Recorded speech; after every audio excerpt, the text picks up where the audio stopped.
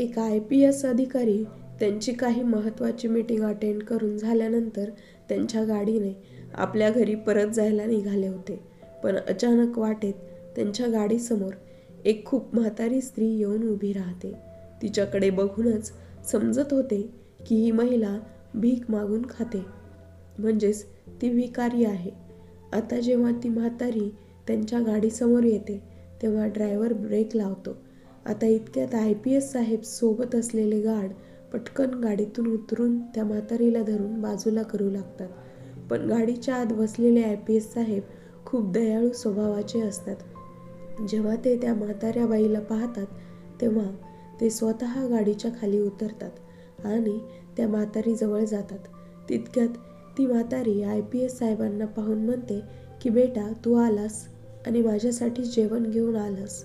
आता हे ऐकून IPS साहेबांच्या डोळ्यात पाणी आले आणि ते अनेक गोष्टींचा विचार करू लागले. मित्रांनो, कोण होती ती वृद्ध स्त्री आणि काय कारण होतं की ती IPS साहेबांना मुलगा म्हणून हाक मारत होती? जर ती म्हातारी त्यांची आई होती तर तिची ही अवस्था कशी होती? कथेत सत्य जाणून घेण्यासाठी व्हिडिओ शेवटपर्यंत पहा. मुंबईत हे गरीब कुटुंब राहत होते. त्या कुटुंबात एकूण 6 सदस्य राहत होते. आई वडील आणि त्यांची 4 मुले होती. वडिलांचे नाव तुकाराम आणि त्यांच्या पत्नीचे नाव शोभा होते आणि त्यांची 4ही मुलं लहान होती. मोठा मुलगा शरद, त्याचे वय फक्त 4.5 वर्ष होते, म्हणजे इतर भाऊ बहीण सुद्धा खूप लहान होते आणि लहान मुलगा तर अजूनही शोभाच्या मांडीवर होता आणि तोही 6 महिन्यांचा होता. शोभाचा नवरा मजूर म्हणून कामाला जात होता तर शोभा घरात राहून मुलांचे संगोपन करायची. त्यांच्या छोट्या छोट्या गरजा सहज पूर्ण होत होत्या. म्हणजे एकंदरीत कुटुंब खूप आनंदी होते. त्यांना काहीच अडचण नव्हती. पण म्हणतात ना की हसत्या खेळत्या कुटुंबाला कोणाची नजर लागते, तसेच काहीसे या कुटुंबासोबत झाले होते. त्या घरातील कर्ता पुरुष तुकाराम एका अपघातात मृत्युमुखी पडतो. त्यानंतर त्यांच्या मृत्यूनंतर हे कुटुंब पूर्णपणे तुटले होते. शोभाला जेव्हा कळले की तिचा नवरा या जगात नाही, तिला खूप मोठा धक्काच बसतो. ती ढसाढसा रडू लागते. तिच्यावर दुःखाचा डोंगर कोसळला होता. आता तिच्या नवऱ्यावर अंतिम संस्कार केले जातात आणि काही दिवसात शोकसभाही होते. पण तिचे आयुष्य मात्र आता उद्ध्वस्त झाले होते, कारण आता तिच्या 4 मुलांची जबाबदारी तिच्यावर होती. शेजारी पाजारी काही दिवस तिला साथ देतात, पण काही दिवसांनी तेही साथ देण्यास नकार देतात आणि आता घरात खाण्यापिण्याचे सामान संपले होते. यानंतर शोभा विचार करते की असे घरात बसून चालणार नाही, कारण मुलांच्या पोटापाण्याचा प्रश्न होता. त्यांचे पालनपोषण तिलाच करावे लागणार होते आणि त्यासाठी मलाच काहीतरी करायला हवे, म्हणून शोभा इतरांच्या घरी कामं करू लागली. पण अडचण अशी होती की तिला 4 मुले होती आणि एक बाळ तर तिला नुकतेच झाले होते. त्यामुळेच ती जास्त दिवस अशा तऱ्हेने आपल्या मुलांना सांभाळू शकली नसती. 4 मुलांचा खर्च तिला एकटीला उचलता येत नव्हता. तिच्यासाठी हा खर्च खूप जास्त होता. ती खर्च भागवण्यास असमर्थ होती. असाच वेळ निघून गेला. काळासोबतच तिच्या कुटुंबाला उपासमारीला सामोरे जावे लागले. आता शोभा तिच्या मुलांना उपाशी बघते तेव्हा तिला खूप रडू कोसळते. तिची मुलं तिच्यासमोर भुकेने व्याकुळ होत आहेत आणि तिला त्यांच्यासाठी काहीच करता येत नाही. ती आता आणखीनच जास्त मेहनत करण्याचा प्रयत्न करते, जेणेकरून ती तिच्या मुलांचे पालन पोषण करू शकेल. पण तिच्यासमोर संकटांचा डोंगर उभा राहतो. त्यामुळे त्याचा परिणाम तिच्या मनावर आणि तिच्या मेंदूवरही होत होता आणि त्याचसोबतच उपासमारीही होत असल्यामुळे ती जे काही काम करत होती तेही तिच्याकडून नीट होत नव्हते. त्यामुळे ती जिथे कुठे काम करायची तिला तिथून नोकरीवरून काढून टाकायचे. आता यानंतर शोभा विचार करू लागली की माझी मुलं उपाशी मरतील, आता मी काय करू? थोडा वेळ विचार केल्यावर शोभा एक अतिशय कठीण निर्णय घेते, जो या जगात क्वचित कोणतीही आई घेऊ शकेल. तिने ठरवले की ती तिच्या सर्व मुलांना एका अनाथ आश्रमात सोडणार आणि स्वतः इकडे तिकडे राहून आयुष्यभर घालवणार. नंतर शोभा तिच्या 4ही मुलांना सोबत घेऊन अनाथ आश्रमात जाते आणि तिथल्या अनाथ आश्रमातील लोकांना विनंती करते आणि त्यांना तिची संपूर्ण कहाणी सांगते आणि म्हणते की या मुलांना आधार देऊ शकत नाही, कारण मी तेवढी सक्षम नाही. जर तुम्ही त्यांना इथे अनाथ आश्रमात ठेवले तर त्यांची व्यवस्थित काळजी घेतली जाईल. किमान त्यांना इथे 2 वेळचे जेवण तरी मिळेल. माझ्यासोबत राहिले तर ते भुकेने उपाशीच मरतील. शोभा त्यांच्या पाया पडून त्यांच्या विनवण्या करून मुलांना तेथे अनाथ आश्रमात सोडते आणि हृदयावर दगड ठेवून तिथून निघून जाते. इकडे तिची 4ही मुलं अनाथ आश्रमात राहू लागली होती आणि तिथेच आपले जीवन व्यतीत करू लागली होती. हळूहळू वेळ जाऊ लागले आणि अनाथ आश्रमातील लोकांना त्यांचे शिक्षण सुरू केले. त्यांची लहान भावंडं खूपच लहान होती, त्यामुळे त्यांना काही लोकांनी दत्तक घेतले होते. तिथे फक्त आता शरदच उरला होता, ज्याला कोणीही दत्तक घेतलं नव्हतं, कारण त्याचं वय जरा जास्त होतं. त्यामुळे तिथे जे कोणी लोक मूल दत्तक घ्यायला यायचे ते लहान मुलांनाच पसंत करत होते. हळूहळू वेळ जातो आणि काळाबरोबर शरद त्या अनाथ आश्रमात राहूनच त्याचे शालेय शिक्षण पूर्ण करतो. पण शरद तेथे राहून जेव्हा पाहतो की जो पण व्यक्ती येथे लहान मुलांना दत्तक घ्यायला यायच्या त्यांच्याकडे मोठमोठ्या गाड्या असायच्या. ते लोक खूप चांगले कपडे घालायचे आणि त्यांना पाहून वाटत होते की ते लोक खूपच पैसेवाले लोक आहेत आणि या गोष्टीला घेऊन शरदच्या मनातही पैसा कमावण्याची जिद्द पेटते. आता तो विचार करू लागतो की मी इथे राहिलो तर कधीच एवढे पैसे कमावू शकणार नाही आणि मला असेच आयुष्य जगावे लागेल. त्यानंतर शरद 18 वर्षाचा झाल्यानंतर ते अनाथ आश्रम सोडतो आणि बाहेर निघून पैसे कमावण्यासाठी कामाच्या शोधात इकडे तिकडे फिरू लागतो आणि त्याला लवकरच एक कामही मिळते. त्याला सकाळी लवकर उठून वर्तमानपत्र वितरणाची नोकरी मिळते आणि हे काम केल्यावर त्याला थोडे पैसे मिळतात. या कामातून पैसे मिळवून शरदला आनंद होतो.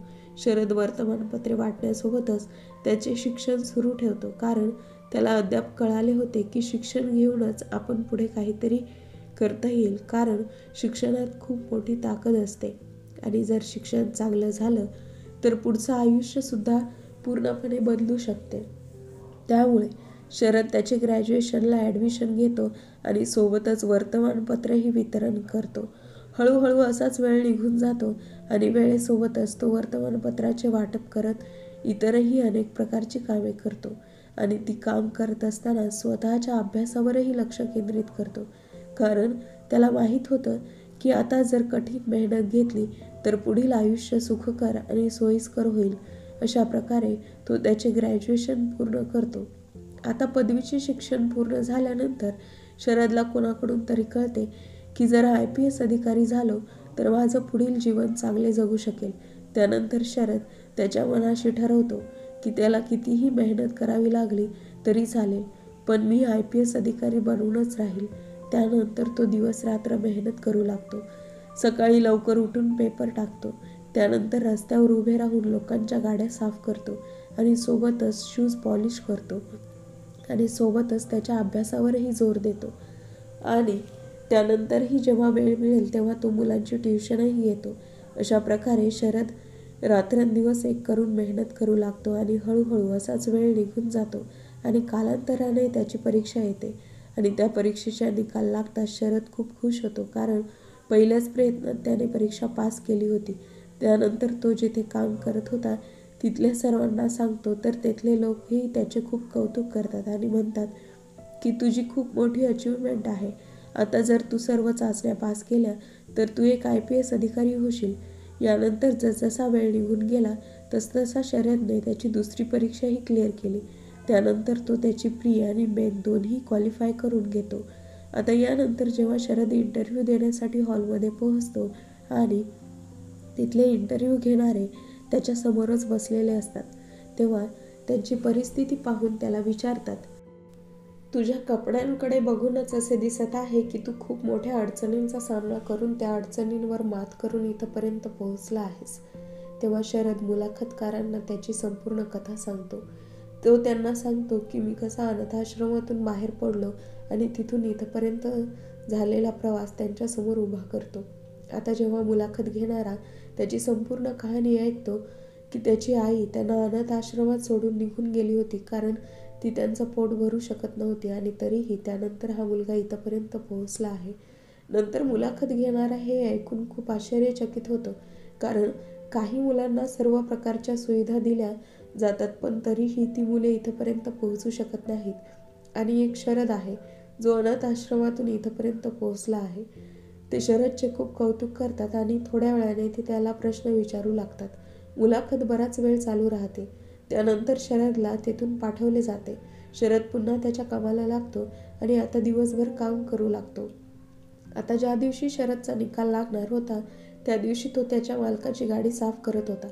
त्याचा मालकही चांगल्या स्वभावाचा होता. तो सुद्धा त्याला जास्त सहकार्य करायचा. कधी जर त्याला पैशांची गरज पडली तर मालक त्याला पैशांची मदत करायचा. आता शरद त्याच्या मालकाला सांगतो की आज माझा रिझल्ट आहे, तर तुम्ही तुमच्या फोनमध्ये बघून मला माझा निकाल सांगू शकता का? यानंतर त्याचे मालक त्याला सरकारी नोकरी मिळाली यासाठी देवाजवळ प्रार्थना करतात.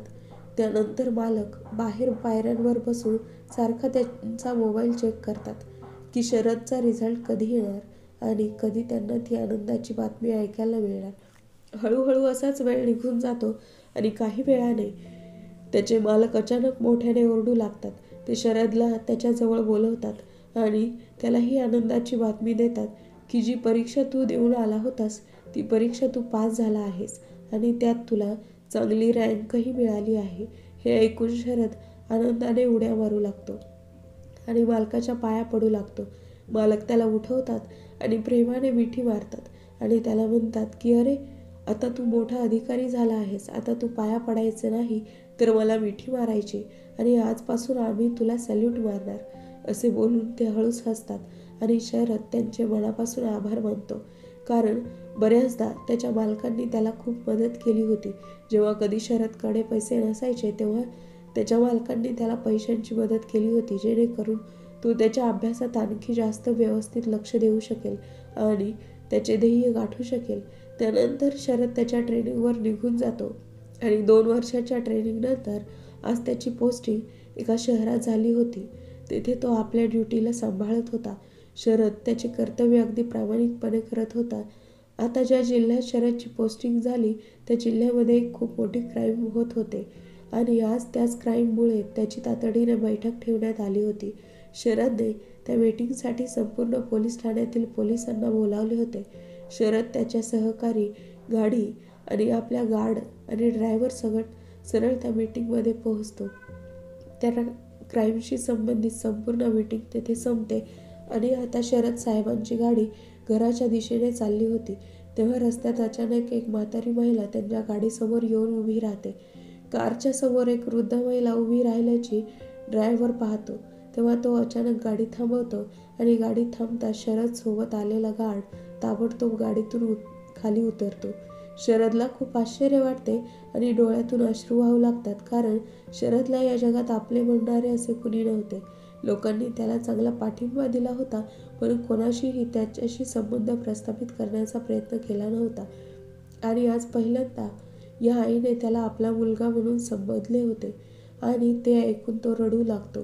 पण तरीही तो त्या वृद्ध स्त्रीला विचारतो, आई तुम्ही कोण आहात आणि तुम्ही इथे का उभे आहात? तेव्हा ती म्हातारी म्हणते, बेटा तू माझ्यासाठी जेवण आणायला गेला होतास ना, आणि तुला इतका उशीर का झाला? आता हे ऐकल्यानंतर शरद गोंधळलेल्या नजरेने त्या वृद्ध महिलेकडे पाहतो आणि विचार करतो की आई काय म्हणत आहेत. पण त्याने त्यांच्याकडे निरखून पाहिले तर त्या आई मळलेले, फाटलेले आणि जुने कपडे घातलेले होते आणि दिसण्यावरून असे दिसत होते की आई भीक मागून खात असतील. आणि त्या वृद्ध महिलेचे बोलणे ऐकून त्याला कळत नव्हते की या वृद्ध महिलेच्या डोक्यावर काहीतरी परिणाम झाला आहे. आता यानंतर शरद त्या वृद्ध महिलेला त्याच्यासोबत गाडीत बसवतो आणि तेव्हा ती म्हातारी त्याला विचारते की तू मला कुठे नेत आहेस बेटा? तेव्हा तो म्हणतो की आई मी तुम्हाला खायला घालायला घेऊन जात आहे. तुम्ही माझ्याकडे जेवण मागितले होते ना, असे म्हणतो. त्यांना गाडीत बसवतो आणि ड्रायव्हरला एका चांगल्या हॉटेलमध्ये गाडी घेऊन जायला सांगतो. आता हॉटेलमध्ये गेल्यावर शरद त्या वृद्ध आईला प्रथम पोटभर जेवण भरवतो आणि जेवण झाल्यानंतर पुन्हा त्यांच्या गाडीत बसवून त्यांना एका चांगल्या सरकारी दवाखान्यात दाखल करतो. डॉक्टर तेथे त्यांचे चेकअप करतात आणि चेकअपनंतर डॉक्टर सांगतात की त्यांच्या मनावर थोडा परिणाम झाला आहे, पण जर त्यांनी वेळेवर चांगली औषधे घेतली तर त्या पूर्णपणे बऱ्या होतील. आता त्यानंतर IPS साहेब त्यांना तिथेच ॲडमिट करतात आणि त्यांना सांगून जातात की या पूर्णपणे बऱ्या झाल्या की मला कळवा. हळूहळू या गोष्टीला 6 महिने उलटतात.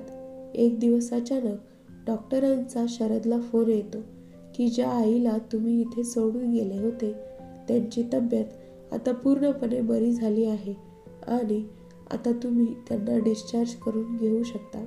त्यानंतर शरद त्याची गाडी घेऊन तिथे हॉस्पिटलमध्ये पोहोचतो आणि तिथून त्या आईला डिस्चार्ज करून आपल्या घरी घेऊन येतो. आणि घरी घेऊन आल्यानंतर त्या आईंना सांगतो की आई, आजपासून मी आणि तुम्ही इथेच राहणार आहे आणि तुम्हाला कोणत्याही गोष्टीची गरज पडली तर मला नक्की सांगा. आता हे ऐकून त्या म्हाताऱ्या महिलेच्या डोळ्यातून अश्रू येऊ लागतात. त्या म्हणतात की बेटा, तू कोण आहेस आणि काय कारणास्तव तू मला येथे तुझ्यासोबत घेऊन आला आहेस. तेव्हा शरद त्यांना सांगतो की तुम्ही मला रस्त्यावर भेटला होतात आणि तिथे तुम्ही मला बेटा म्हणून हाक मारली होती आणि त्या क्षणी मी ठरवलं होतं की आजपासून तुम्ही माझ्यासोबतच राहणार आणि माझी आई बनूनच राहणार. असेही माझे या जगात कोणीही नाही. मी एक अनाथ आहे आणि अनाथ आश्रमातच लहानाचा मोठा झालो आहे. आता अनाथ आश्रमाचे नाव ऐकून ती म्हातारी महिला मोठमोठ्याने रडू लागते. आता शरद या गोष्टींवर आश्चर्य व्यक्त करून त्या आईंना आधी शांत करतो आणि विचारू लागतो की आई, तुम्ही अशा का रडत आहात. त्यानंतर ती म्हातारी महिला तिची संपूर्ण कहाणी त्या मुलाला म्हणजे शरदला सांगते आणि म्हणते की माझं नाव शोभा आहे आणि माझ्या पतीचे नाव तुकाराम होतं. आम्ही लोक मुंबईतच राहत होतो. माझे पती मेहनत मजदुरी करत होते आणि आमचं पालनपोषण करत होते. पण तेव्हाच एक दिवस अचानक माझ्या पतीचा आकस्मिक मृत्यू झाला आणि त्यानंतर मी माझ्या मुलांना व्यवस्थित जेवण देऊ शकत नव्हते. मी सुद्धा खूप मेहनत केली होती, पण मेहनत करूनही मला मुलांना खायलाही देता आले नाही आणि नंतर मी माझ्या 4 मुलांना अनाथ आश्रमात सोडून आले.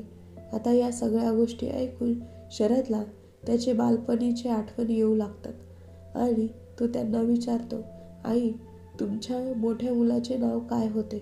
तेव्हा ती सांगते की माझ्या मोठ्या मुलाचे नाव शरद होते. हे ऐकून लगेच त्याच्या आईला मिठी मारतो आणि म्हणतो की आई, मीच तर आहे तुझा तो शरद.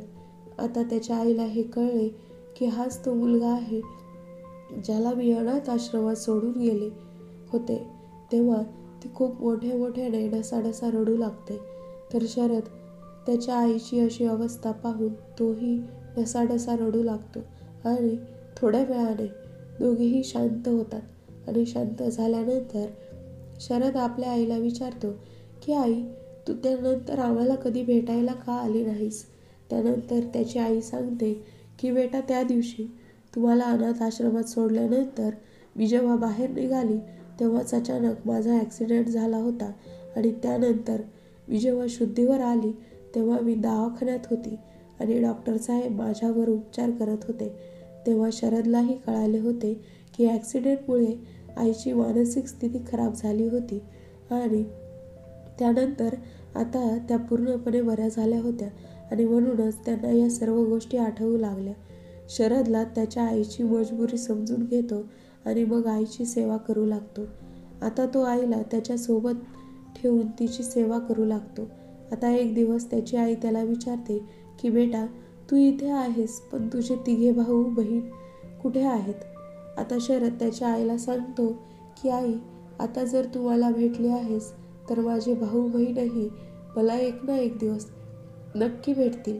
त्यानंतर IPS साहेब त्या अनाथ आश्रमात जातात आणि तिथून जुने रेकॉर्ड काढून त्या लोकांचा ॲड्रेस घेतात ज्या लोकांनी त्यांच्या भाऊ बहिणीला इथून नेले होते. ॲड्रेस घेतल्यानंतर ते त्या ठिकाणी जातात आणि तिथे जाऊन पाहतात की त्यांचे 3ही भाऊ बहीण खूप चांगले आयुष्य जगत आहेत आणि त्यांना कोणत्याही गोष्टीची कोणताही त्रास नाही. त्यानंतर शरद घरी येऊन आपल्या आईला सांगतो की आई, माझे 3ही बहीण भाऊ खूप खुश आहेत आणि त्यांना कोणत्याही गोष्टीचा अजिबात त्रास नाही. जे लोक त्यांना दत्तक घेऊन गेले होते त्यांनी त्या लोकांचं आयुष्य खूप चांगलं बनवलं आहे आणि ते लोक आपल्या आयुष्यात पूर्णपणे खुश आहेत. त्यामुळे माझी अशी अजिबात इच्छा नाही की आपण त्या लोकांच्या आयुष्यात त्यांना डिस्टर्ब करावं. ते लोक त्यांचं आयुष्य खूप चांगलं जगत आहेत आणि मी आणि तू इथे सोबत राहून आनंदी जीवन जगू. त्यानंतर त्याची आईसुद्धा या निर्णयाशी सहमती दर्शवते आणि म्हणते की बेटा ठीक आहे, जशी तुझी इच्छा असेल तर हेच ठीक आहे.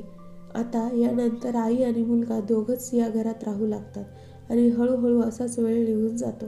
आता काही दिवसांनी एक दिवस त्याची आई त्याला म्हणते की बेटा आता तू खूप तरुण झाला आहेस, आता तू लग्न करून घे.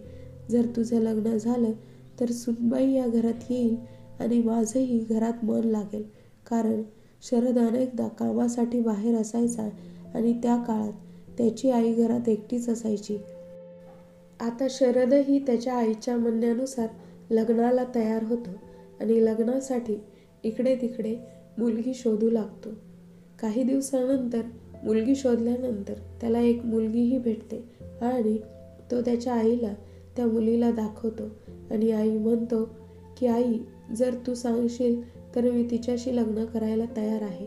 त्यानंतर त्याची आईसुद्धा लग्नाला सहमती देते आणि शरद त्या मुलीसोबत लग्न करून घेतो. आता लग्न झाल्यानंतर शरद त्याच्या ऑफिसला निघून जातो आणि घरात सासू सुना दोघीही खूप चांगल्या राहतात. त्यांचं कुटुंब पूर्ण होतं आणि आनंदी देखील झाले होते.